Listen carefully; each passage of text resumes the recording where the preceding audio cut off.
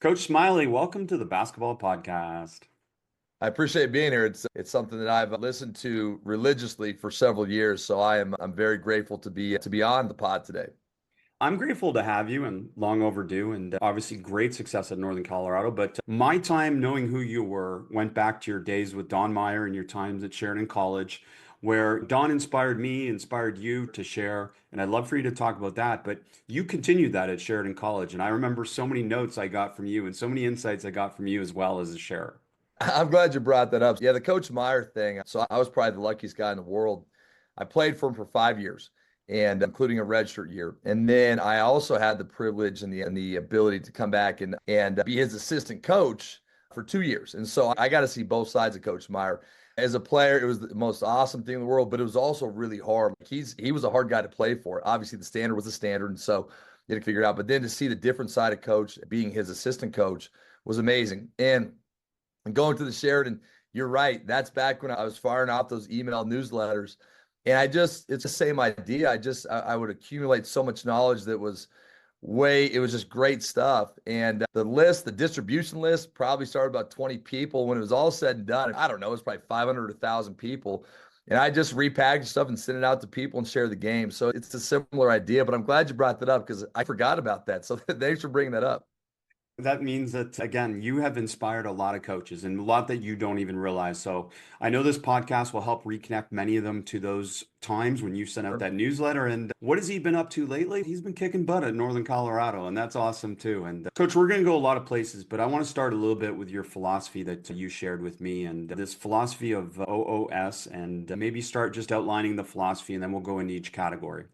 Yeah, I think for us, we all have acronyms and things like that, and you can take that overboard. But at the end of the day, and I've got it here as well. I'll pull it out. But what I sent you was the idea OOS over ourself, right? And so it's just the idea that life is a couple different quotes, and some of this is Don Meyer stuff, and some of this stuff is stuff I've stolen from other people. But one of my favorite quotes is it goes, contrary to popular opinion, life is a team sport. And you just think about that is coaches, we're trying to teach a lot more than the X's and O's and Spain action and overloads and things like that. If we can use especially at this level, still teaching 18 to 23-year-olds, if we can use our platform to try to make better people, right? I think we've done our job. And it started with that quote. And then I saw a Popovich quote at one point in time, and it talked about that. It's at the bottom of what I sent to you. It just talks about people trying to get over themselves. Like the best teammates are people that get over themselves. And then we broke that into these three little categories: the over ourself, and really the over part. We talk about it all the time, and it gets into some other minutia, but the idea that you're looking to try to go process over product, we refer to that all the time, faith over fear, and then cause over self. And when you look at all this stuff, it's too much stuff in one setting. Like they got to be bite-sized morsels. But with our team, this is the back of our notebook every single year. And we'll just slide it in. We got a bad budget here, so buy those cheap notebooks, and they got the clear covers, and we slide this paperwork in. But we will go through some of these just a piece at a time and try to get the big picture in. And at one point in time, we'll go to the back of your notebooks. Let's talk about cause over self. If we're starting to get too selfish, or faith over fear, we're playing a top 10 team in the country. There's no reason to fear this.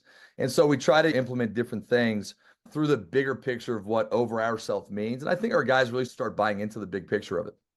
I love that. I love that you brought it to life for us too, in terms of how you share it and how you connect it for them. That's awesome. And I was going to ask you about notebooks because Coach Meyer was famous for the Yeah. notebooks. Talk to us about the notebooks. How do you use the notebooks in your program?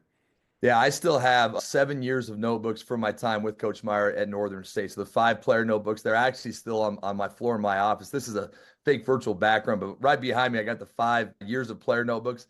I still reference those and I still look at them. As a player, we just wrote down everything, and they weren't extremely organized with a million tabs and this and that. Just notes. It was obviously he was big on making sure you put the date on it and keep things chronological. And then we've done the same thing. And I did it all the way back to Sheridan College with our junior college kids.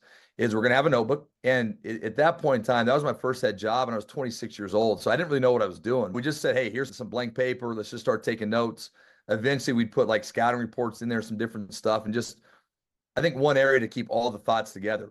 We've carried that on to this level as well. And now we have a little bit more organization. We give our guides, and some people say you probably shouldn't give your players too much stuff. They get mad, they get in the portal, they share it. I really don't care. But we'll give our guys the entire offensive system. We have it all on paper. The entire defensive system, we have it all on paper. And same thing, that we'll give them those systems. It's way too much information in one setting. But what we'll do is when we get these guys in June and July, I'll just screenshot maybe two categories, maybe our ball screen coverage philosophy, and then offensively our sprint to score break that we stole from Coach Linder. And we'll put those two up on our TV in our locker room, and we'll say, hey, pull out your notebooks. Let's go to the offensive system. It's on the third page, and then it's right there. And I talk about that one little kind of morsel. And same thing defensively. And I guess by the end of probably the summertime, we're trying to chew through our entire system, but you can't do that in one setting. So you have that, but then also too, they all have pens. They all have a bunch of blank sheets of paper, and we're going through quotes. And I'm sure you'd laugh at all the recycled quotes that I still use from Coach Meyer. And we have our own ones now too. And it's funny, like players actually are still listening, and they'll make fun of me, and they'll make fun of the quotes and this and that. Same thing I do with Coach Meyer when I was a player. We were tired of hearing the same old thing, but when you hear it over and over, it gets burned into your brain, right? And so if it's good stuff, it's probably a good thing. But we'll do that. We'll do scouting reports. We still do the old school paper scouting reports for our guys. We do stuff on video as well, but just a front and back personnel report. And we bring our notebooks with us on the road, make sure they travel with their notebooks. And the player ones are small. They're just 1/2-inch notebooks. I got a big 2-inch notebook, and I put everything in there. I got our 136 official practices this year. I've got our system. I've got our scouting reports. I got all the game cards from every game and all of our team meeting notes. And I think that I don't reference it as much as you think you probably would, but it really comes in handy at the right point in time. And I learned this from Coach Linder too. So Coach Linder, he's not a big notes and team meetings guy. He was funny, man. He'd come in and say, meetings are for losers, right? And so I got the Coach Linder side as well to me, but what he would always do is he'd take all his practice plans and he'd have our operations coach. He'd make a fresh copy, not the ones that are all bent up in our shorts, but he'd have him put the whole year chronologically. I didn't know why he'd do it. And I'd walk in here and I'd look at him. And what he would do is he'd look at, maybe he was in year 3 here. He'd look at on the exact same date in year 1 and year 2, what we were doing on those dates. Maybe it was November 18th or December 12th. He wanted to see what the flow of the program was on those dates. So I do that for my purposes too, keeping all the practice plans in there chronologically so that I can refer back. Like every team's different, every flow is different practice season, but there are still some common themes of what you need to do to stay on pace to be ready for your games. Two great coaches to learn from. Coach Linder, Oh, yeah. Friend of the program as well here, Yes. and just tremendous to be able to learn from both of them. And obviously, you've adapted a lot of it to make it your own, and we're going to get into that here. Offense. I love talking offense. I think people know that from the podcast, and I love seeing, obviously, that your teams play fast, averaging 16-second shot clock per Ken Palm. So Yes. talk to us a little bit about that philosophy, and then maybe how you balance pace with shot quality, which I think is one of the original set of notes that I got from you, is your shot quality philosophy. Yeah. Okay. A couple things here. The offensive stuff, I got to give Coach Linder the credit for all that. I've stolen from everybody, like we all have, whether it's Coach Meyer. And we were like the old school motion, pass cut, still can work today if you have enough time to teach it. And then I worked for the great Randy Ray at Weber State before I got out here. And Coach Ray was the winningest coach in Big Sky history. So I've been really lucky to be around some phenomenal coaches. But Paul Sather as well, who's now the head coach of North Dakota, been there for a long time. He was Don Meyer's assistant. So like I was so lucky to be around so many good coaches. But offensively, when I got the job, when Coach Linder hired me, we came out here this first summer, and I'll never forget it. We would recruit all day. Then we go to downtown Greeley, and we try to find somewhere to eat. We try something new every night, Coast Pizza, Rio, whatever it was. But then we come back, and I had to learn the system. And so for Coach Linder, he's the most detailed guy I've ever been a part of. He would share his synergy edits of his offensive system, and I still have them from Boise State the years before. And I'm talking like 5,000 clips organized. And I think he's the one that organized them all into all these different categories and nomenclature and terminology. So I'd sit there in the office next to him, and it was just us two before we got Coach DeWeese and those guys in there as well. And I'd bark at him and say, hey, Coach, what is RORC? And he can be real condescending. He's like, come on, Coach Smiley, road open, road closed. And I'd have to just sit there and stare and try to figure out what it meant, because he's got. As if we're all supposed to know that. Yeah. So like he's got his own terminology. And that was part of the fun, is trying to figure out how to understand. We don't run Spain ball screens, it's stacks. We don't run zooms, it's razors. And so learning his terminology, and I've kept all that with me. But for us, and going to your question with pace and shot quality, it is hard, right? Because if you play really fast, the fear is that, well, playing fast means we're just going to take some crazy shot. And that can happen.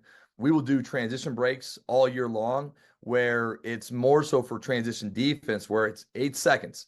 And our idea defensively is if you don't give up a layup or an open three in the first 8 seconds of the shot clock, you probably can set your defense and you're not in transition. The downside to that is offensively in 8 seconds, guys are going to take crazy shots, right? So like you can always have a push and pull here. But for us, shot quality, we do play fast. And I think we play fast because in transition on any miss, on any turnover, we don't have a point guard. We don't have a 1, 2, 3, 4. It's all dribble bust. It's all pass ahead. We don't have rules where you got to run to both corners. In fact, and I took this from Coach Linder, I would prefer that a lot of times there's no one in the strong side corner. And again, we don't create that, but it's not, okay, we got to run to both corners and get spacing that way. If everyone's on the left side of the floor and you're coming down the right side and there's no one in the corner, that's great for us. Now, at that point, our guy's setting a drag ball screen. If that's the situation, that post player needs to know it's an empty corner. He needs to twist that thing to the baseline. But those are the things we work on. But shot quality wise, we grade it. And it's really simple. It's on the back of our winning losing chart. And I'm the one, everyone on our staff has a different job to grade in practice scrimmages, which we start in June, and then ultimately in the games. And it all gets dumped into this kind of winning losing formula. The guys that theoretically have the best numbers, they're the guys that are going to play because we believe those guys are going to help us win the most. And so we get our guys to really buy into that. But the shot quality portion of that, I that's my job. And so basically I don't care if you make or miss it, but it's a good shot, it's a bad shot, or it's a turnover. And we have a formula out of that where, okay, let's say you take 10 good shots and 3 bad shots and 1 turnover. That's a 10/4. So you'll get a 250%. 10/4 is 250. And then we go through that on a player level, but then I also teach them on a team level. Like at the end of every game, we give these handouts out and we look at what our overall shot quality was as a team. And they start to really believe it. And I tell them, like, look, if our overall team, if it hits 400%, we're going to win 90% of the time. But if we're sitting at 212%, we're going to lose half the time. And I think they start to buy into it. And it's just good shot, bad shot for us, for a lot of other teams where like we really try to buy into the layups, free throws. Threes are not all equal, right? We want the paint touch rotation threes as opposed to the non-paint threes or the measure threes or the pull-up threes. They're not all equal, but we try to really teach them what we think a good shot and bad shot is. And we teach them too that not every player is the same. So like when we had Andre Spite with Coach Linder, he was the best pull-up guy we've ever seen. So we would be dumb to not allow him to take as many pull-ups as he can because he can make them at such a high rate. So we're not saying don't ever shoot a pull-up, but we also teach our guys, and we're going through recruiting season right now, and we have a couple guys that analytically are really bad. They're talented, but they're really bad because they take the wrong shots. And so when you can get a sample set and teach guys that, hey, if you just get a little bit higher quality shot, your ratings go through the roof. And then what happens is you're more marketable, whether it's you go to the next level up in the portal or to the pros.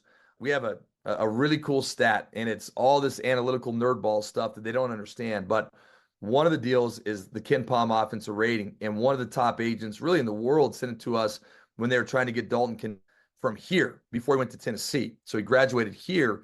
That agent felt like he was a pro right then, and he showed Dalton's efficiencies, his offensive ratings compared to all the other great players in that draft.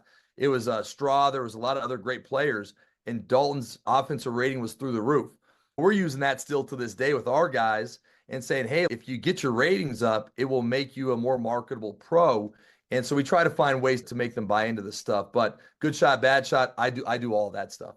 I love that. I love that you connected obviously to former players and successful players and all the different things that come with it.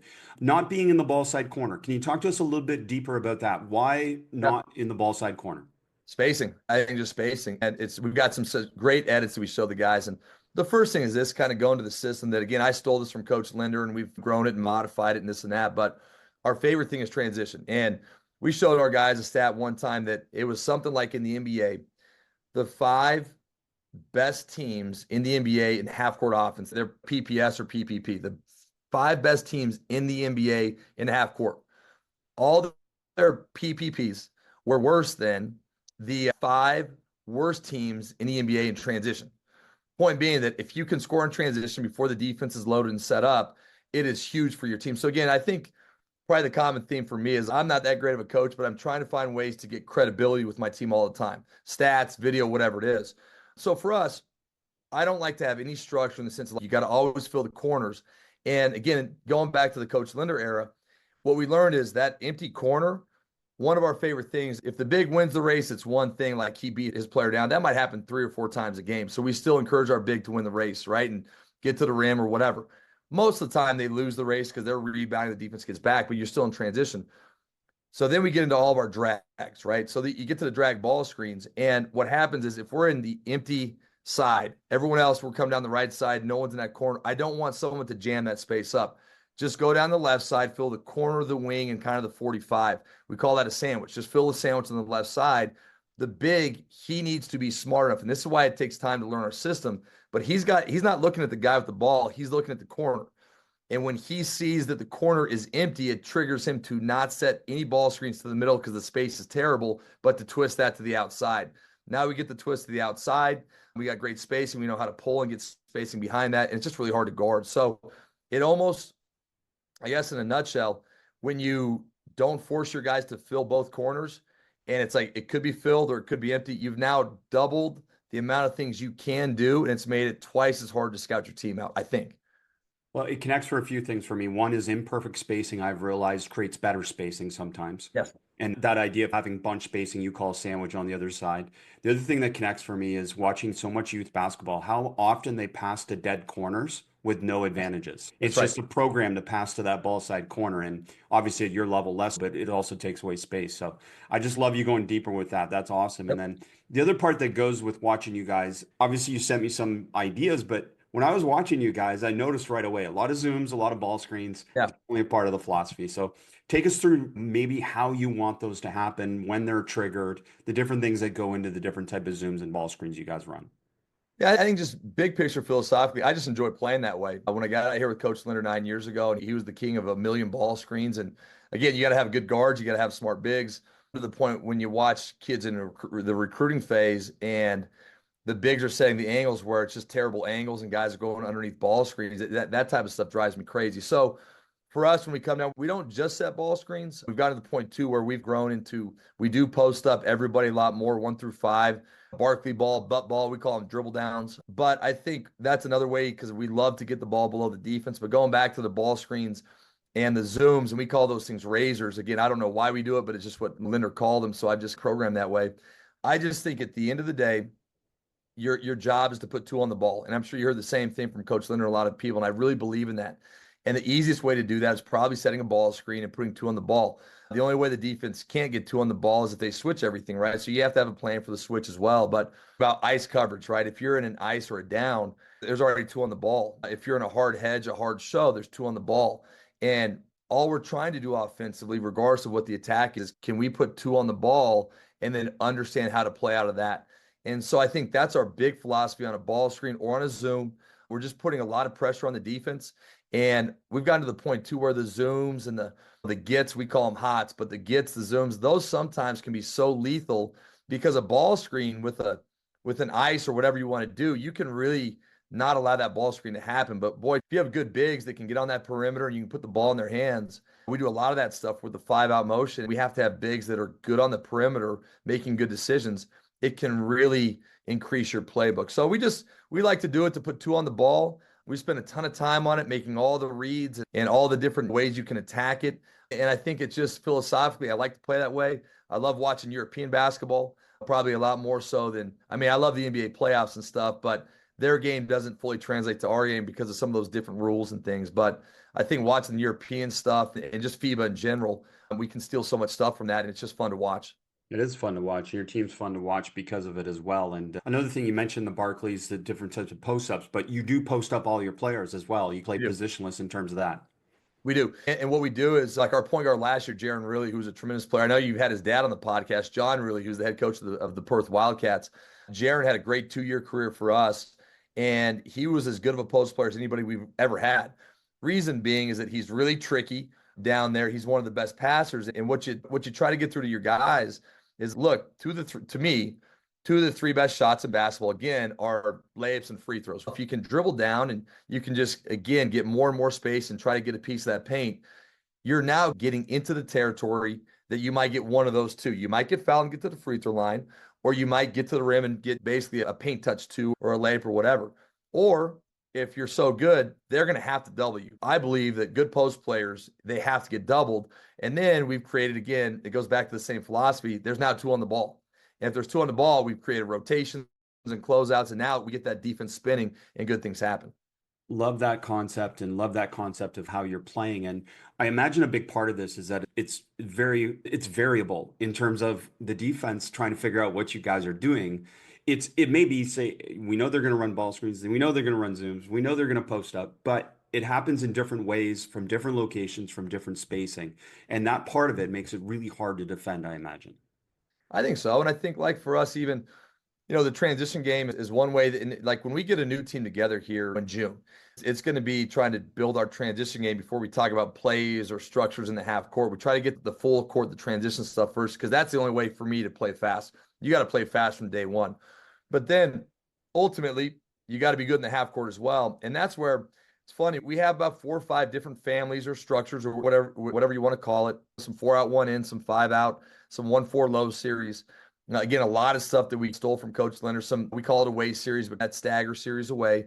But at the end of the day, a lot of the stuff ends up in the same kind of ideas. It might end up in a zoom. It might end up in a split. It might end up in a ball screen. It might end up in a post feed. So if we can learn how to play out of that stuff before we work on any plays, then it's really easy for our guys to correlate that stuff. But yeah, one thing I learned too is that you got to have enough variety offensively that if all we did is run ball screens, and we played Houston, which we played a couple years ago, and I felt like there were 7 guys on the court when we played those guys. If that's all you do and it doesn't work, you're in trouble. And so I think, like, having a backup plan of, hey, look, we can just post guys up. If a team is switching everything, on ball, off ball, and they've completely deaded your action, you're in trouble. Okay, unless you can just say, if they want to switch everything, this is a lender term. We call it spot the sucker. You got to find their worst offender, switch him, like what the NBA does, switch them onto your best post-up guy 1 through 5, and then just play out of the post. And then you've at least given yourself the best advantage and the best matchup you can have. So as we've grown here, again, probably the thing we've grown the most the last couple of years is posting up. All of our players, and our guys love it. Our guards love it. We've had a couple guys that have been very good players that are not good in the post. We don't post them up because, again, you got to look at what your players' strengths are, and you can't put the square peg into the round hole a little bit. So you got to work on your players' strengths as well. Of course. And obviously a tremendous success at your level too with variable rosters, which is another part of this where you as a coach get to figure out every year who your best matchups are in terms of that and be able to coach to that. But I imagine part of recruiting players as well is giving them the opportunity to understand that you'll help them find a matchup somewhere for them and their strengths. I think that's the thing that we can sell here. Obviously, in this new world of Division I basketball and obviously the portal, and as we joke around here, the portal gives and takes, right? Like it's taken some really good players away from here, but we've also got some really good players into here. But I think the biggest thing that we sell is that we've done a good job of being able to put you in the right basketball position and situation to improve your career. As every player that comes into any one of these places in colleges, that their ultimate goal is to play professional. And I have 16 pros on my team every year, like at least in their minds, right? They're, I'm going to be a pro, which is great. We want to really fuel those dreams. But the only thing that we can sell, and again, going back to credibility and going back to we've had a lot of guys that have been able to make that jump from our level, is that we've done a good job of understanding how to take you from where you're at and trying to get you to that next step, whether it's stat-wise or whatever. But the biggest thing is finding the best way to put players into very specific situations. We've had some great wings recently, obviously Dalton Connect, but then also to St. Thomas, who was here, and then he went to USC, Isaiah Hawthorne, Langston Reynolds, and they're all wings, but they're all totally different players. So if we tried to make St. Thomas be Dalton Connect, that wasn't going to work. We had to really understand what St. Thomas's real skill set was. And then Isaiah Hawthorne's totally different than St. Thomas, and Langston's totally, like, with guys that we've had, you have to find a way to understand their strengths. And again, that's where the system is going to change every year based off of who you have on your roster. Yeah, this probably doesn't feel that different from junior college in a way for you. No, I believe it is. It feels the same. Yeah. And we'll end up this year signing eight new guys, 2 in the fall, 6 in the spring, which is a ton. It used to be just 3 guys a year. But in junior college, you had to sign 13 new guys. So it's still not quite to that level. So where a lot of coaches are like, this is awful, and I can't believe I'm signing half my team. I'm sitting here, hey, I used to have to sign almost my full team every year. So it's harder than it used to be here, but it's not quite to that. But yeah, you have a new team every year. Everybody does. It's all about perspective. Yeah, absolutely. And talk to us about your Cardinal Sin on defense, coach. Yeah, same thing. We're a little old school again, and we took it where you can't get beat outside. And basically, for us, that means get beat to the baseline. And so we look at it like this. And a lot of people now are obviously downing actions. They're pinning teams on the side. We played some of those great teams, some of those great Baylor teams that used to do that. And it's really hard to go against. A lot of our system is also built off our personnel. So we at least took the beat outside. We did that with Coach Linder. I felt good about it. I thought the way that it builds into our ball screen defense and everything out. What we're not saying is we'll just give up the middle. We're not saying that. You still got to one-on-one it. You still got to win the first dribble. Guys say guard your yard. We say win the first dribble. We spend a ton of time on one-on-one defense.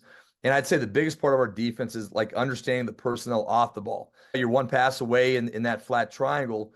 If you're guarding a sniper, you got to fan out so we don't give up threes. If you're guarding a driver, we call it a no split. If you're guarding a player, that's where you get that two-handed rake in there. But the reason we still do the don't get beat outside, that's the cardinal sin, is because one, for me, when we offensively, we track all this stuff. And offensively, when we beat a team outside, okay, to the baseline, and it might be you beat them outside to hit the drift or to hit the diagonal or to hit the big that rolls to the front of the rim on a pocket pass. We've found for us, our highest points per shot is when we beat a team outside. So we feel like if that's the best thing we do, we need to take that away. Okay. And you go outside, obviously, and you can jump out of bounds on the baseline to throw that drift pass as long as you don't land. But that's part of it. But then two, it also builds into all of our ball screen coverages. And our ball screen coverages, the biggest thing we know in ball screens is that the best way to attack a ball screen is to reject or refuse the ball screen, right? So when we have one very clear rule, not get beat outside for our ball screens, that means you have to get the ball into the ball screen, and most people still set the ball screens to the middle. So it makes life really easy for our guys to understand what we're trying to do. Now, when you get to the ball screens, it could be our basic kind of flat lateral hedge type stuff, drop at the rate of the roll. It could be our more aggressive hard shows, or it could be our switch. So we have three different things that we can mix up in the ball screens, but they're all based off of the same principle. You can't get refused or rejected. You can't get beat outside. And so I think when you do it that way, you at least give your players some clarity and some consistency. There's a million ways to skin the cat, but for us, it's still worked pretty well. And I think the way that we look at it, if we're icing ball screens, but we say don't get beat outside, now the guard's all screwed up because now he's jumping, I'm forcing him outside. And I want this thing to be as simple as possible, especially with having a brand new team every year. Ideally, in this modern era too, connecting it to your ball screen coverage helps your players a lot. So I like that. Yep. And talk to us a little bit about maybe the specific technique in terms of the stance, the different things that help your players be able to, again, contain it. Yeah, so like it goes back to our one-on-one stuff. That's probably one of the biggest things that we work on right away. Again, if we can have better one-on-one defenders, we're going to be a better team defense. If we have bad defenders and they can't guard anybody, we're going to be in rotations. There's going to be two on the ball, and it's going to be a disaster. We work on a lot of things, even from like a closeout perspective. We do not force them to put their feet in a certain direction. Like if the ball's in the wing, we don't say you have to do this. Now, if you're really bad after we let you dabble around for a little bit, then we'll start to say you have to do this. But we want them to experiment a little bit. What is non-negotiable, though, is you got to have a stick hand up. And I think a lot of people use that term, but we got to have the stick hand up. And then if you're guarding on the wing, and that's like the biggest area where you're going to get beat outside, right? Get beat to the baselines, probably from that wing area, is that the idea of winning that first dribble. So what we do in the one-on-one, we usually split our team. We have 16 guys on our roster. We'll split our team into 3 equal groups, like 5, 5, and 6, and it'll be guards, bigs. Everyone will be mixed together. So it's not like all the little guards here. We just mix it all together. So our bigs gonna have to guard our guards, and we'll create 3 different ways to guard one-on-one, and we'll rotate them. And it's amazing how much you can get done in 6 minutes. 2 minutes and rotate clockwise. And one of my coaches might be where we call it defense advantage, where he just hands the ball to the offense, gets a stick hand up, and they got to guard. The next one might be where the guy is guarding an offensive player in the corner. He has to fake tag a roller, and then on that snap or that shake, he's going to have to close out and guard right there, still can't get beat outside. And so we have, and then the last one might be just an offensive advantage where The offense has a live dribble. He's dribbling around 2 or 3 steps or feet behind the 3-point line. Our basic pickup point is heels outside the 3-point line, but no further. We don't like to stretch our defense out much further than that. But the offense is attacking them with a live dribble where the defense is right there. So we're taking the same concept, but in 3 different areas. And again, we just rotate them around with my assistant coaches running each hoop. They got to own that hoop. 2 minutes, the whistle blows, we go clockwise. And then when we get to the next hoop, we say change up the order so that the big guy doesn't have to always guard the guard. And so we just mix it up. We mix the teams up, keeps it fresh. And literally in 6 minutes, we cover a lot of ground. And I think that's a good way to start it off. Oh, it's such a great way to start it off. It speaks to a lot of things about developing your players' adaptability in situations. But I want to come back to something you said, because this is something that I'm trying to share with all basketball coaches in some way, and you're doing it, which I want to explore more with you, which is this concept of explore, especially when it comes to technique. Traditionally, we used to start, I know Coach Meyer was big on this, a very specific technique. Oh, yeah. Do it exactly this way. And I feel in the modern game, it's much more suited to say exactly what you said. Here's the goal. Here's the tactic. Go explore it. Try and figure it out. I'm not going to coach it unless I need to coach you, because some of you can figure it out on your own, and that's more powerful. But the others, I need to help. Can you take us through that philosophy a little bit more? Yeah, it's great. Going back to the Coach Meyer, he was the most detailed tactician coach of all time. And we would do 2-on-0 partner series, and it's closeouts, and it's all kinds of stuff, partner passing. We were a permanent pivot foot team. That's a great example too, right? So I'm so programmed, if I don't play anymore, but if I could play, I literally cannot pivot with my right foot. 5 years of playing with my left foot as my pivot foot, I don't have a right pivot. It's impossible for me to do. That's how programmed I am. And I think as I've grown as a coach, and we won a lot of games that way too, right? So you're talking about back then, he was the winningest coach in the history of basketball. So I'm not saying it's the wrong way, but I think when you get all these new players, and you also get players at our level that some are 18, but some are 22, and to reprogram a 22-year-old that's a really good player is really hard to do, and it might not help the player out. It might make him worse. I just think that the ability to explore, I think you get more buy-in. I think it's more fun for the players. At the same point, if they're doing everything wrong, it's, hey, at some point there's going to have to be a technique. But the guy that really changed my thinking on it was our first 2 years, 3 years here with Coach Meyer, or with Coach Linder, Jonah Radabach. Jonah was a walk-on that we did not recruit him. He was with the previous staff. And so he carried over. He was a redshirt freshman walk-on. And I'll never forget, by the end of that summer with Coach Linder and myself and Coach DeWeese and Vinny and those guys, Coach Linder's like, we're not going to be able to take him off the court. And I didn't see it at the point. I'm like, what are you talking about? He ended up being the Big Sky Defensive Player of the Year that year as a freshman walk-on with no scholarship. He won it 3 of 4 years. He should have won it all 4 years, but it's the NBA MVP that you don't get it every year, right? Like, he was the best defender in our league for 4 years. He's played in the Euro League. He's played for Valencia. He's in the ACB right now for UCAM. And the point being is, the way we tried to teach him the footwork on the closeout, he hated it. He's like, let me do it this way. And Coach Linder was obviously smart to say, you know what? If Jonah's the best defender in the league and his way is better than what we're just let him do it. So that kind of created our philosophy, saying, hey, look, if you have one way of doing it and you're really good at it, by all means. I don't want to change that just to change it. And I think that was a big influential moment in my career on both sides of the ball, saying, man, Jonah's the best. And if his footwork's this on a closeout, and that means he can guard the best players in our league, let's not mess with that. Outstanding. I'm going to play that for so many people, because again, I just feel like there is a better way to coach than we used to have. It's not that it wasn't good back then. Obviously, I have the most respect of it for any coach in the world, for Don Meyer, and got a chance to meet him and his wife and host them. Incredible, the influence he's had on so many people. But I think in this age, as you said, being able to adapt to players rather than them having to adapt to you, and also just giving them a chance to be able to figure it out and explore on their own. So I just love that example. Taking it a step further then, in terms of maybe connecting it back to your playing time, doing a lot of those 2-on-0s, doing a lot of that on-air practice. At the time as a player, obviously you did it because your team won and you were successful. But do you value them the same now? Even going back to my time, so you brought me back some memories. Not to talk too much about my career, but there's one great stat. So I played there for 4 years, and then I was a decent player there. But after my sophomore year, Coach Meyer brought me in. He said, hey, I will never ever nominate you for all conference, no matter how good you get. I was like, what? What do you like? You tell that to a kid today, he's getting in the portal, right? And he basically like, hey, if it's ever about you, you'll never be good enough. And I was like, all right. But then I started my career as a guy that could shoot a little bit. By the end of my career, Chris, I was not allowed to take a three. So I played like 37 minutes a game my senior year. We were good. We won our championship on a very good Division II team and went to the March Madness version of Division II. And I did not, you can look at my box score if it's even out there somewhere on the internet, over whatever, a couple thousand minutes of basketball. I never took 1 3 as the point guard on my team. That's how structured it was. And it was like, look, Smiley, there's better shooters on the team than you, so you need to find them.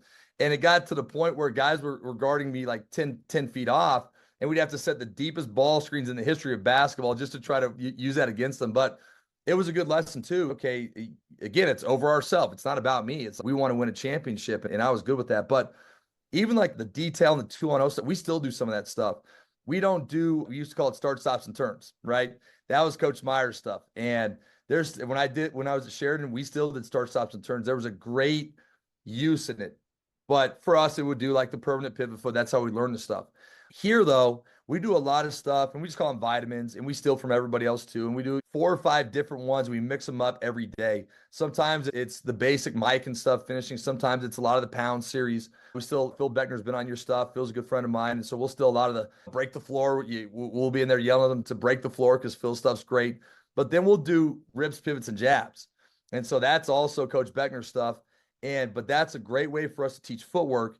And we've been, over the last several years, one of the best turnover teams in the country, in the sense of we don't turn the ball over, and we sell it to our guys because we got great footwork. And so we still spend a lot of time on that stuff, and we're very detailed in putting those vitamins in right at the start of practice, right after we stretch.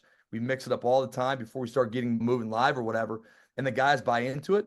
But yeah, you still have to have structure and detail, and we still do that. But I just don't want to make it so rigid that this is the only way to play. Like that, this is your pivot foot. You do not use the other pivot foot. That's just kind of the way that we went with it. And it probably, again, it's probably just off of the night terrors of me not being able to ever pivot on my right foot. And I don't want anyone else to go through that probably. Good for you for going through some introspection about that as well. About, hey, like I always ask coaches a stimulating question, I hope, which is like when you play pickup, like if you start playing pickup after your career, do you start pickup with 3-man weave? Like, is that what you start with? No. So think about, what did you actually enjoy as a player and what actually helped you as a player? And that doesn't mean everything has to be, again, playing basketball. Some things, again, helped you that weren't, in terms of that, the 2-on-0s or whatever that may be. So it's just a great example. Thank you for sharing that about you adapting, again, from a legendary Hall of Fame coach, what you felt would help your players best and connect for them. Absolutely. Yeah, absolutely. Other tactical concepts, I know you have this winning and losing internal formula that you grade. So rebounding effort, scout mistakes, winning plays, shot quality, shot contest. Can you take us through that? We love it. Again, it started even before Coach Leonard. I think it started for me when I was with Coach Randy Ray at Weber State, and phenomenal coach, extremely detailed. We had an awesome staff. I was lucky to be a part of that staff. And as small as the world is, it actually was when Phil Beckner left Weber State to go to the OKC Thunder. That was actually the spot that I was lucky enough to get when I left Sheridan Junior College. And but just, man, that was a environment where I learned so much about how to win in Division I basketball, and the detail and the system and the philosophy. And Coach Linder also worked for Randy Ray, so there's some carryover there. And when Coach Linder and I got out, the winning losing formula, it really starts with what we really spent time on. It was rebound effort. And it's really simple, but it's a pain in the butt to grade. And I've been the guy grading stuff. Now I got different guys on my staff grading stuff. And ultimately, we teach them in the summertime.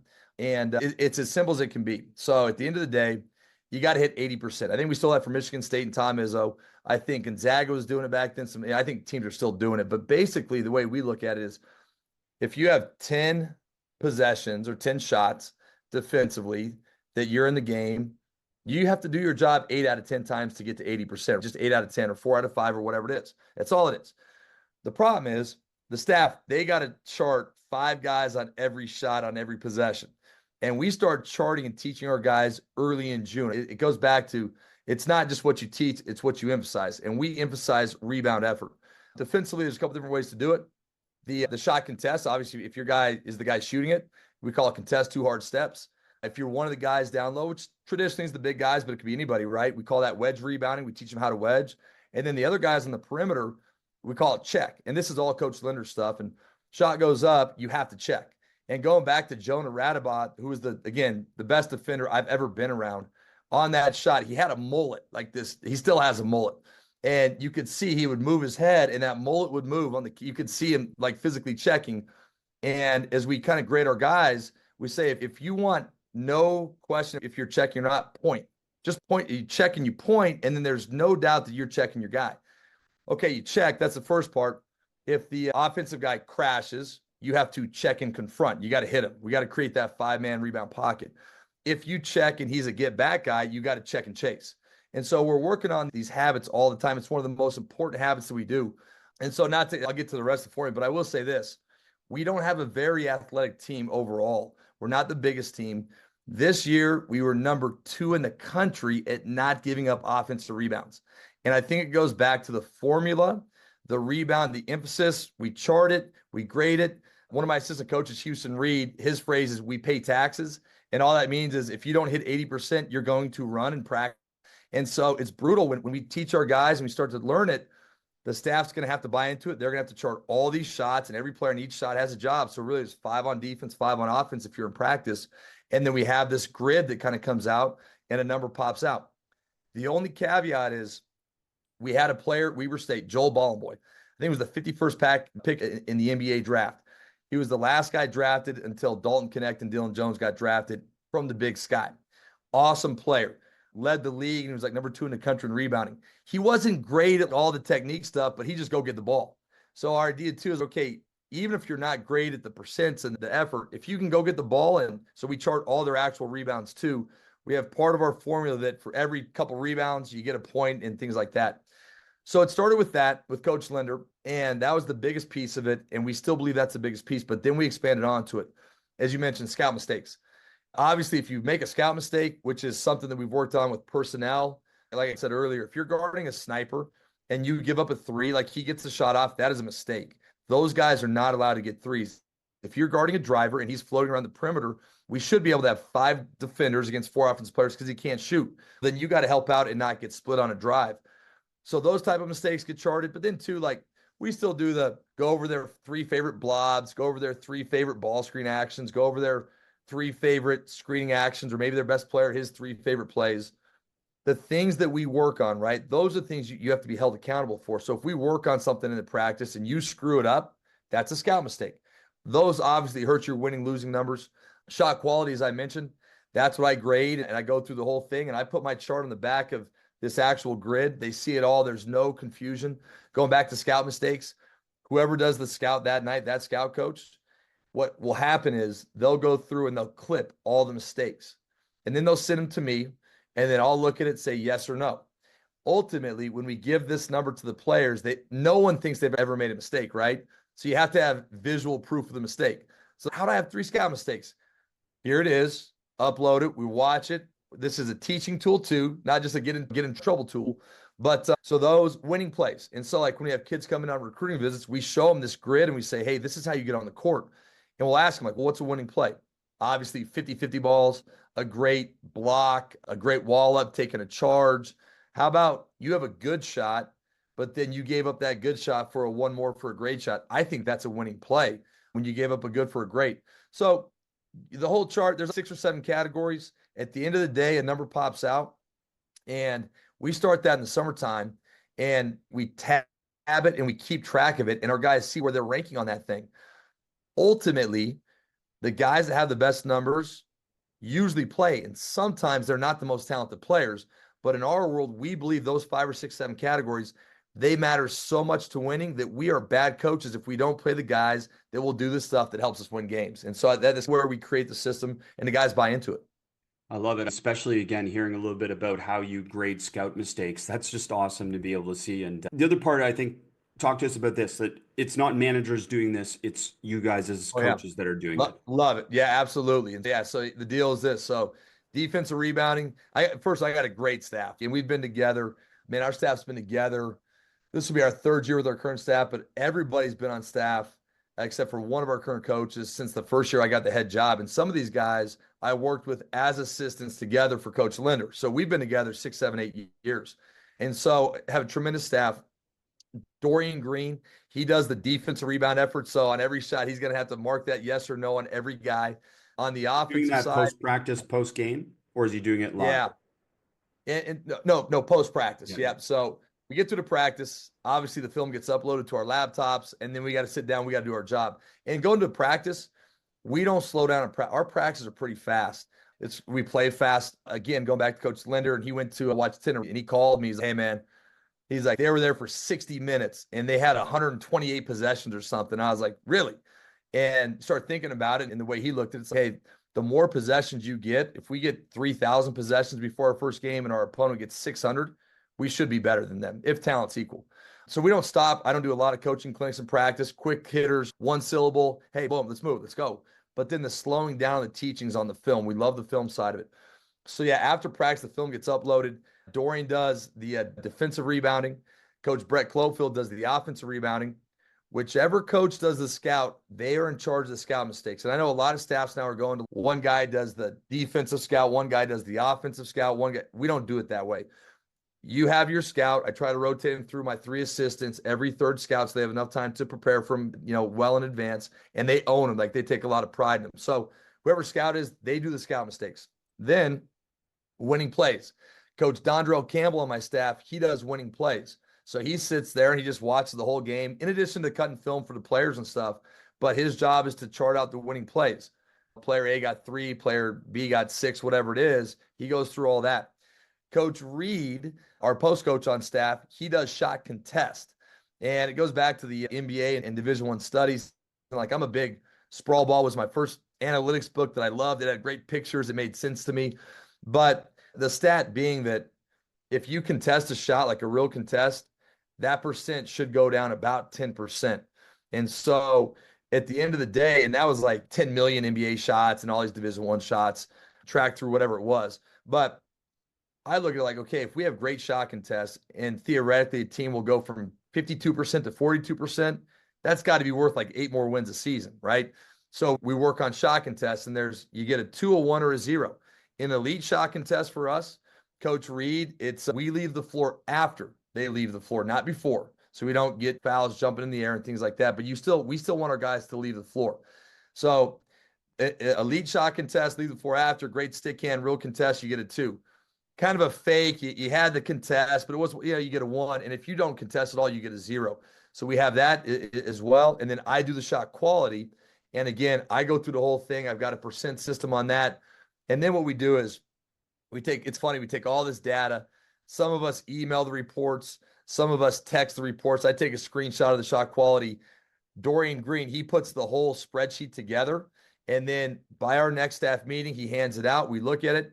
That actual sheet, it's 1 page in the front. Then I copy and paste my shot quality on the back. It's all handwritten, like old school stuff. We give that to our guys after every game. And they look at themselves first, because we're all a little bit selfish on that stuff. We want to see how we did first. And so I let them look at it, talk a little bit. But then we look at the team numbers too, and we try to create trends on why we are winning or losing. And I think that's our mechanism on whether it was a good game or a bad game. Not the final score, but like, how did we do in this stuff? Yeah, so you could win and still have opportunity to be able to improve a whole bunch of things, because it's Absolutely. the process, as you talked about at the beginning. Yes. That's awesome. Just incredible insights in terms of how you do things, how you use data, and obviously how it drives what you do within your program. Just beautiful to be able to hear that. Steve, obviously a reflection of your effort and so many great mentors in your life, so many great players, coaches, etc. You've been around on your staffs. It's just a beautiful mind. And I'm grateful for you to be able to share it with us. It seems simple in a way when you explain things and you share it with us. And I imagine your players feel the same way. I sure hope they do. We talk about simplicity is complicated, right? And this is still a simple game. It's a game where when we grew up on it, it was just taking that orange ball and throwing it through a hoop in the net and having fun with it. So I think when we get up to these levels, we can make things so complicated that it might not even be fun anymore. Obviously, you get to this level and it becomes a lot more like a job, right? Because of the time commitment. And so you got to find players that absolutely love to play basketball. Very few live it, but if you find those guys, you're really lucky. But I think our guys do really enjoy playing for us. I think the way that we want to coach. And I think too, just we have a lot of fun with these guys. And at the end of the day, winning is important. We all know that. But for us out here too, being able to try to have a bigger picture of what we're trying to do in their lives and get over ourselves and all that different stuff. If you keep the main thing, a lot of good things will happen. So I think our guys are having a great time. I appreciate you sharing with us, long overdue, and just tremendous to be able to have you on. And can't wait to watch you guys into next season. Thanks again for having me on. Appreciate it, Chris.